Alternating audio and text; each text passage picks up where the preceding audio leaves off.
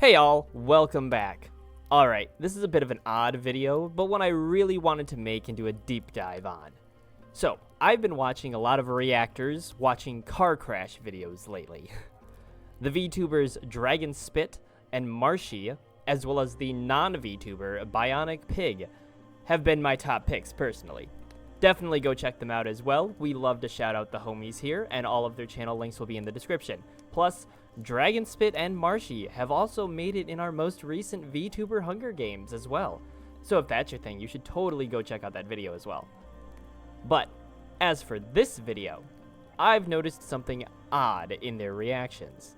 And they've noticed it too. Here are some clips. Guys, look, it's the famous red light.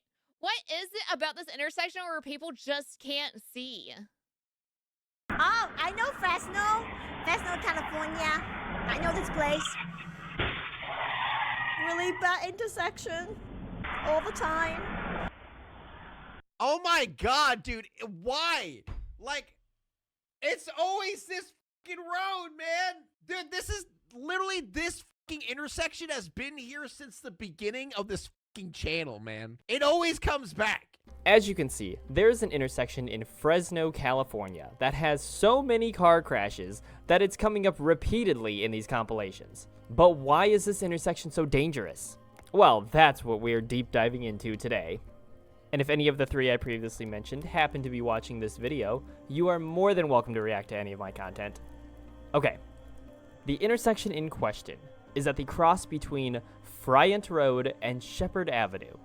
Now, first off, the camera in the compilations is apparently a personally owned camera, and the owner live streams to YouTube at all hours of the day. The channel is called Friant Roulette, and if you look on Google Earth, it's marked on the map itself as well as one of those points of interest. Alright, so heading northbound, the same direction the camera points, I've noticed that the 3-lane road splits into 5 lanes to account for turn lanes. Fair enough. Except there is a left turn lane with a left turn arrow marking, but nowhere to turn left. This is a left turn marking, not a U-turn marking. And as you can see, there's a small trailer park or something here in the way. I even used the historical imagery feature in Google Earth. Now, I'm not sure just how accurate this feature is, since renderings as early as 1998 still show this area seemingly untouched, but clicking between 2017 and 2018, this path here does appear to have been converted into a bike path or something. So there's clearly some development going on. So it appears there was never a street to the left in the first place, at least as far back as I can check. So why isn't the road marking correct? Moving on, we see in this shot that for the 5 lanes of traffic, there's actually 7 lights. Here are the lights, 1, 2, 3, 4, 5, 6, 7, and here are the lanes, 1, 2, 3, 4, 5. And to add to the confusion, lights 1, 2, and 3 all have red left turn arrows and thus must all be for the one and only left turn lane, while lights 4 and 5 are for lanes 2, 3, and 4, and lights 6 and 7 are both for the only right turn lane, as they have the right turn arrows. It's a goddamn confusing mess, and this is only one of the 3 ways of the intersection.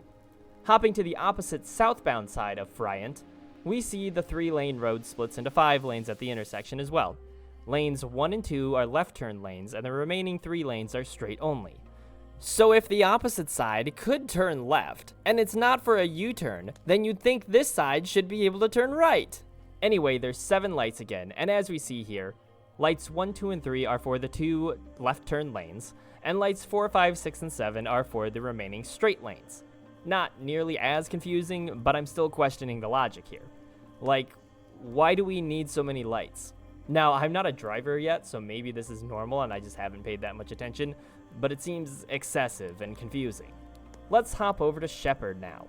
A 2-lane road that widens into a 4-lane road approaching the intersection. Lanes 1, 2, and 3 are all left turn lanes, and lane 4 is the only right turn lane. There are 5 lights, and it appears lights 1, 2, and 3 are for the corresponding lanes, while lights 4 and 5 are for the right turn lane. Oddly enough, there's no U-turns allowed, and no right turns on red. I imagine this is an effort to minimize the accidents, however fruitless the efforts may be.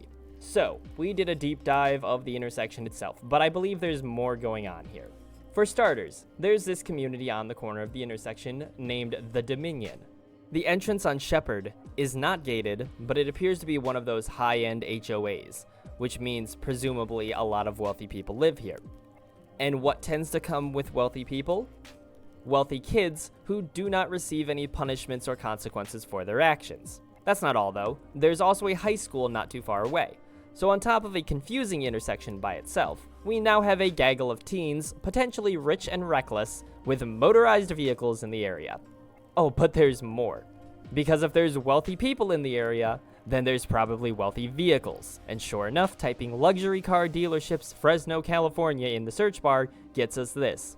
On Blackstone Avenue, the street that leads directly into Friant, there's 4 car dealerships, and 4 more within close proximity, including Showcase Luxury, which seems to sell all the big names according to their website, as well as a Lexus and a Mercedes-Benz dealership. So, there's reckless rich kids driving fast luxury vehicles with no regard for human safety, and probably with superiority complexes as well. But I'm still not done, because on top of the riffraff, there's also multiple DMVs and driving schools within close proximity to Friant and Shepherd, so there's a good chance that there's new drivers taking their tests through this intersection as well. Now, you'd think that's about all I could cobble together. But y'all know me. Bowtie Productions is mainly a conspiracy theory channel, so you know I have a theory as well. Fresno lies in the San Joaquin Valley between the Sierra Nevada mountains and the Coast Range mountains. They're essentially in a bowl, and fog easily forms in areas such as this. Oh, but I'm not going to just claim that the fog is a factor, that much is obvious. Hear me out. SCP-7618, a cognitohazard variation of fog, occurs in about 10% of all recorded instances. According to the SCP Wiki, 7618 causes the subject to hallucinate visions of their possible futures, which they will believe to be completely true. These features are vague and largely defined through brief flashes and strong emotional reactions. So, while the majority of fog will just impair a driver's vision, there is a small chance, but a chance nonetheless, that this SCP could add to the incidents. Say, for example, you're driving along through the fog and you come to Friant and Shepherd. The SCP is lingering in the fog. You have your AC on in your car since you live in California and it's usually pretty warm there. So you accidentally breathe in the hallucinogenic properties of SCP-7618 and are met with brief flashes of what you believe to be your destiny, your future set in stone, where you enter the intersection without looking and crash your car. You experience a strong emotional reaction to this revelation and floor it without realizing it.